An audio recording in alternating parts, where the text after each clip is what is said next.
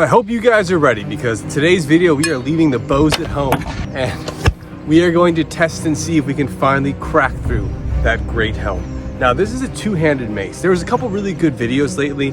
Skellige just did one where he discussed whether or not it was a historical thing for the two-handed mace, and he found that the two-handed pole axes had categories of mace in there.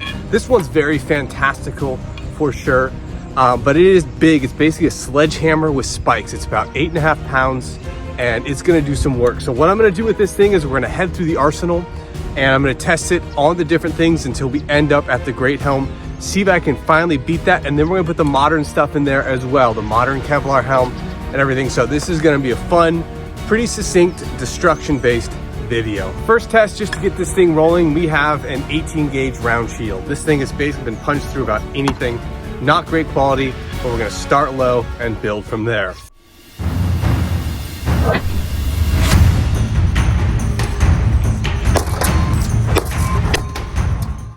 All right, now that went through like a piece of cake. You can see the holes in right here and right here. Basically everything just kind of crumbled upon that. So we're gonna jump up now to the 16 gauge shield.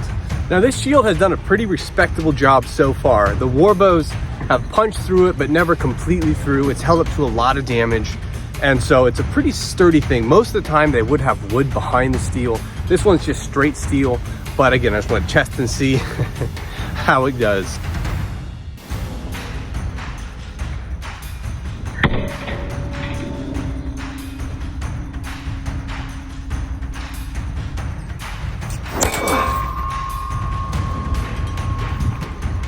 So that just really goes to show, when you have good armor, at the end of the day, blunt force is king.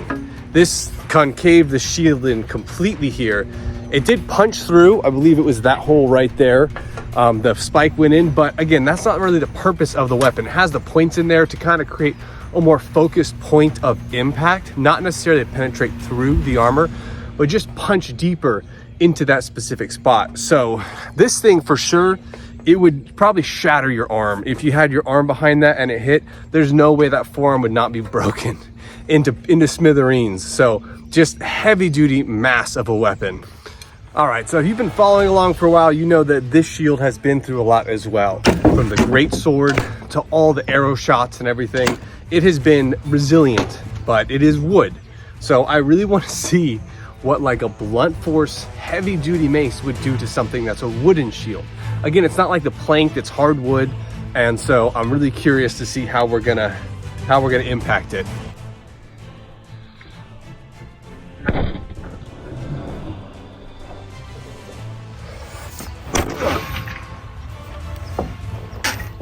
Well, I will say, out of all the things I've used against this, that was the most impressive impact so far. Right here is where it hit. So you can see this point right in here, it punched in, went through the back, everything back completely into there. Again, I'm curious, like I don't know anyone brave enough to hold it. But I would just love to see what the impact of that would be, because it's literally a sledgehammer with spikes on it. So next thing in line, we have our Kevlar helmet. This just went through a rigorous amount of testing with the greatsword, as you can see here, the bodkin tips with the 155-pound warbow here, the throwing axes over here. So I'm curious now, this thing with something that's heavier than the greatsword and more of a refined point, how it's going to manage. So that is next.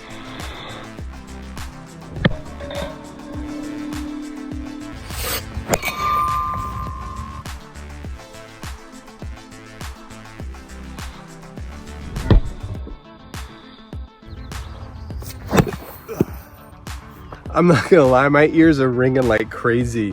When it's hitting that metal and everything, it is such a loud clang that I probably need some earplugs next time I come out here with this.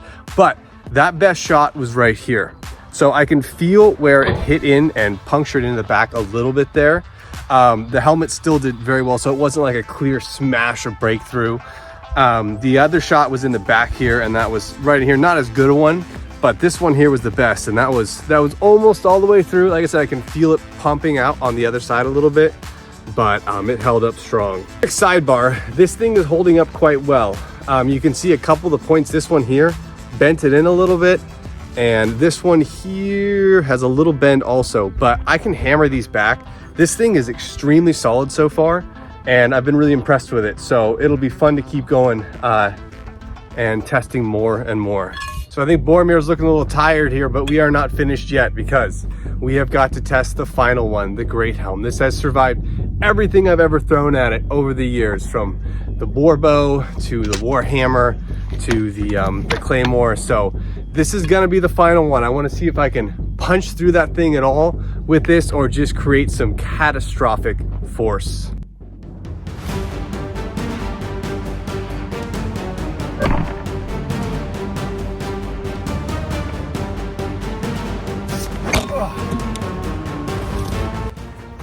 All right, so with this next one, I'm gonna give Boromir a bit of a rest. He's a little tired, and I'm gonna set it up here. I'm just gonna try to come right over down on the top of it.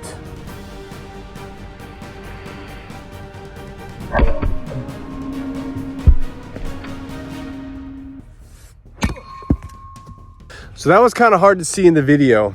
So the first one was right here. It punched here and here, but you can see the biggest thing is look how warped it made that helmet. That is insane impact. But the second one over top of it, that actually finally punctured in. That went through, it went through the fabric in the soft spot there. And that would have probably just obliterated someone. Now, obviously it has to be very short or sitting down because that's a pretty low angle to hit someone at. But I am extremely impressed with the new toy. And this thing right here, just look at that right there. From that side impact, just completely contorted the entire side of this beast of a helmet.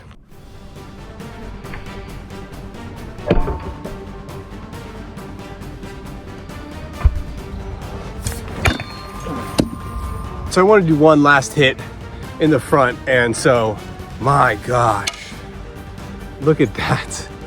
That is absolutely insane. Just the force of it. It's like a completely different helmet.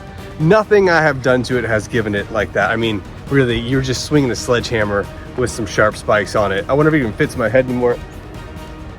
Oh yeah, it fits. You can see.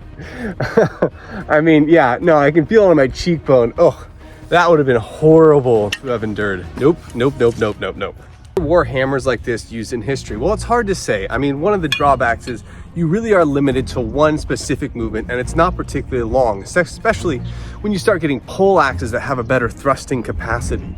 Would this work well against plate armor? Most assuredly. As you can see in these videos, it's demolishing stuff better than anything I've ever put it to the test against. This is more like a larger Gothic flanged mace, and you can see on Todd's workshop, he did a couple tests with that, with a single-handed one, and it did really good damage.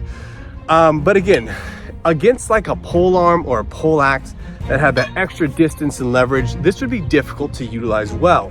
So it's more of a novel thing. Maybe it could work in a tournament, but I wouldn't necessarily recommend it as something that would be usable in a large battlefield setting, because the windup for it, you know, just to get that mobility and that speed to come over the top, it really limits you.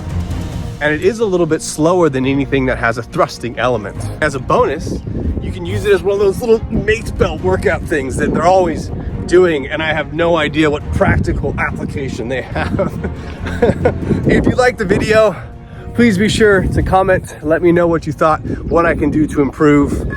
And I look forward to making some more stuff in the future. I'm working on the next segment for historical warriors of the past, a little bit of fitness stuff here and there. But until then, comment, like, subscribe, and let me buy more armor and weapons to test.